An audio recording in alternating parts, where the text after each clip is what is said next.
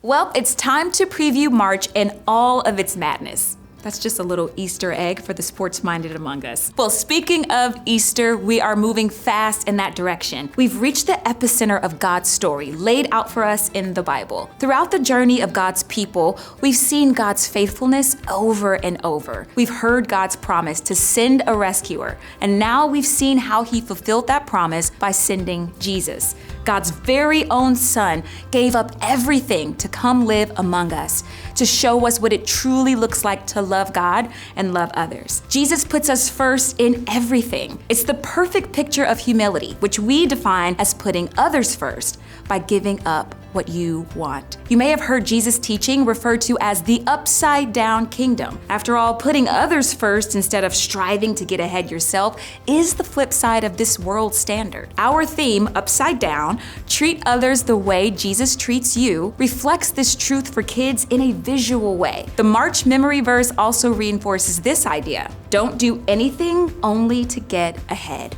Don't do it because you are proud. Instead, be humble. Value others more important than yourselves. Throughout the month, we will take a look at humility in the life of Jesus and in the lives of people that He encountered. In week 1, we covered John chapter 3, verses 22 through 36, where followers of John the Baptist are up in arms about all the people going to follow Jesus.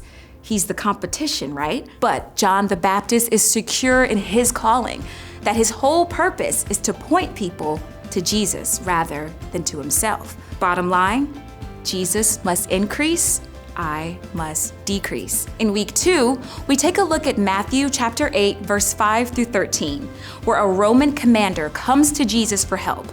Instead of asserting his power and status, the man humbly asks Jesus to heal his servant. The commander even trusts that Jesus is so powerful that he only needs to speak and the boy will be made well. Bottom line, remember God is most important. We follow up in week 3 with Jesus' teaching in Matthew chapter 5, verses 38 through 48. Now here, Jesus challenges his followers to turn the other cheek and go the extra mile. Rather than paying back our enemies in kind, we show that they can't control us when we choose to love like Jesus and trust God to make things right. Bottom line, love like Jesus, even when it's hard. Week 4 brings us to the story of Mary and Martha in Luke chapter 10, verses 38 through 42. Now, while Martha whips up a frenzy of activity to prepare for their guests, Mary simply sits at the feet of Jesus. When Martha finally explodes about her sister, Jesus doesn't send Mary to work. Instead, Jesus affirms that what Mary has done in spending time with Him is even more important than doing things for Him. Bottom line, make time for Jesus first.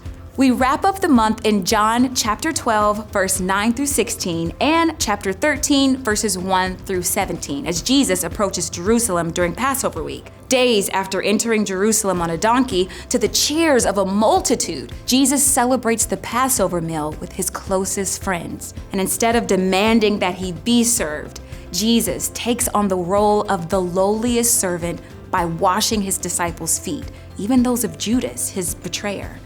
Bottom line, Jesus showed us how to be humble. And that's the month. Easter Sunday is coming, but before we celebrate resurrection, we remember the incredible way in which Jesus humbly gave His life to serve us and ultimately to save us. This month, pray that the kids in your ministry will begin to understand how God's kingdom is upside down from what they see played out in culture, and that spending time with Jesus is just as important as doing good things for Him. Pray that kids would be sensitive to the Holy Spirit as He shows them opportunities to put others first, even in the smallest and simplest of ways. We will see you next month as we continue our journey through the Bible.